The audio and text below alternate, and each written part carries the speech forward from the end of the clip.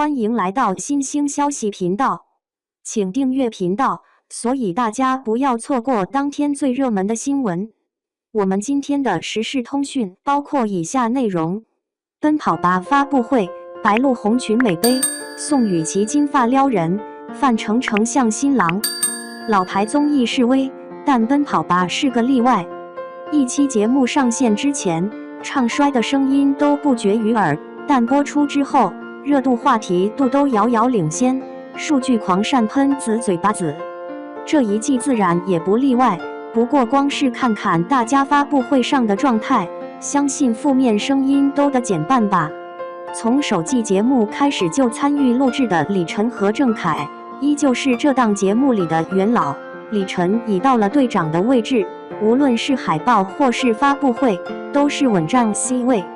这一次李晨穿了一件黑红拼色的套装，上半身的短款设计看起来还蛮时尚的，袖子的材质是亮点，遮住了李晨的麒麟臂。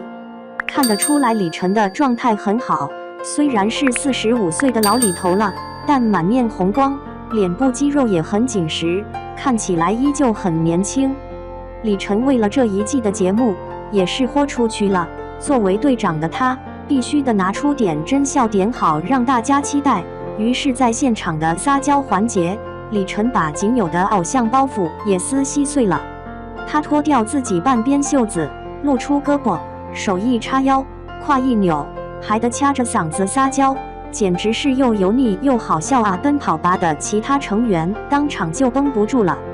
连续录了10几季节目，综艺感提升了的还有郑恺。原本他和李晨一个是力量担当，一个是速度担当，不需要那么搞笑，但一波又一波的阵容大换血，作为元老的两人必须的身兼搞笑担当了。因此郑恺和李晨一样，都不在乎所谓的偶像包袱。郑恺撒起娇来也挺致命的，手一转，眼睛一眯，头一歪，撒完这一娇老脸都红了。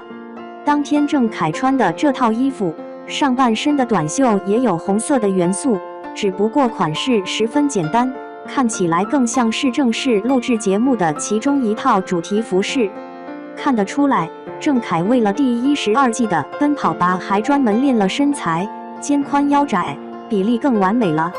沙溢瘦了20斤，直接上了热搜，不知道是不是贾玲的热辣滚烫让明星们觉醒了，都开始自律减肥了。不过这波风刮到沙溢的身上，还是让人有些意外的。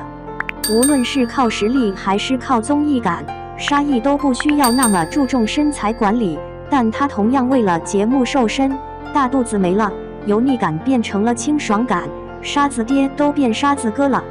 当红顶流白鹿出现在发布会上，无疑是赚足了关注度。当天他穿了一条红色的挂脖裙装，衬得他整个人肤白貌美。黑头发和红裙子的适配度也很高，一头大波浪不仅让白鹿秒变发亮王者，还透着股妩媚风情的味道。要不是先前看过她在综艺节目中的表现，只看这套红裙装扮，很难不以为这是哪位高冷又美艳的女神。但看过前几季的奔跑吧都知道，白鹿不仅仅是节目里的颜值担当，更是妥妥的笑点制造机。要说谁最不注意形象，白鹿必定是跑男团里的第1名。在节目里呲个大牙，乐到牙床都快飘出来了，都让人很难将她与这种高冷女神范联系到一起，只能说静态和动态下的白鹿完全是两个人。但有一说一，红裙子真是白鹿的统治区了，正红色穿在身上，不仅没有显得土气，反而还有大女人的风采，一颦一笑，仪态万千，皮肤白到发光，美得让人挪不开眼啊。而这条裙子后背的设计又很显小心机，一条红绳勒住背部，性感加倍，又是不一样的感觉。而奔跑吧的另一位女性常驻成员宋雨琦，当天同样穿了一条红裙子，不过从款式上来看，与白鹿的风格大相径庭。短裙的款式秀出美腿，背部则裹得严严实实，这样的裙子显得更加俏皮减龄。本就年纪不大的宋雨琦穿在身上，就更像是10几岁的小女生了。不过比这条红裙子更抢眼的是宋雨琦的发色，没有选择更为常见的黑发，而是一头金发，其刘海配大波浪，再加上精致的妆容，宋雨琦看着像真人洋娃娃一般。宋雨琦的五官本来就很小巧，辨识度又高，新发色则是放大了这一优势，可爱的感觉加倍，与白鹿的美是截然不同的风格。那么，两位女明星同样都是穿了红裙子同台比美，究竟谁更胜一筹呢？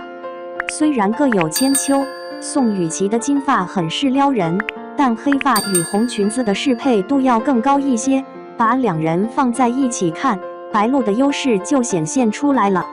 生图中白鹿的皮肤依然白嫩光滑，但宋雨琦的发色就略微有点显黑了。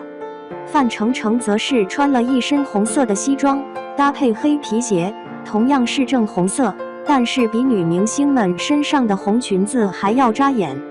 但范丞丞的颜值扛住了这样的造型，再配上精心设计的发型，看着就像是举办婚礼的新郎，发布会现场立马就显得喜庆了不少。虽然范丞丞也是节目里的搞笑担当，但这颜值也没有白费。在跑男团的常驻男明星中，颜值无疑是最高的。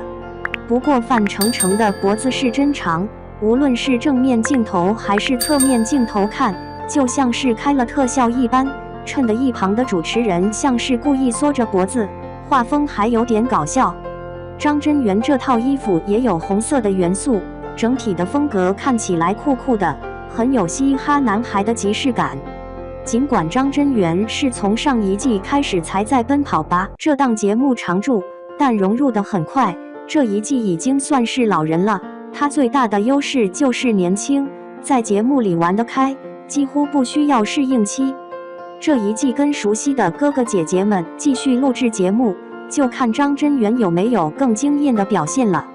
除了到场的几位常驻成员以外，这一季周深依然常驻，只不过并没有出现在发布会上，属实是有些遗憾。但节目马上就要播了，又能看到周深小可爱了。这一季的发布会，清一色的红色套装，似乎也在预示着节目会红红火火。这档老牌综艺能不能继续引领综艺潮流，让我们拭目以待吧。你期待这一季的《奔跑吧》吗？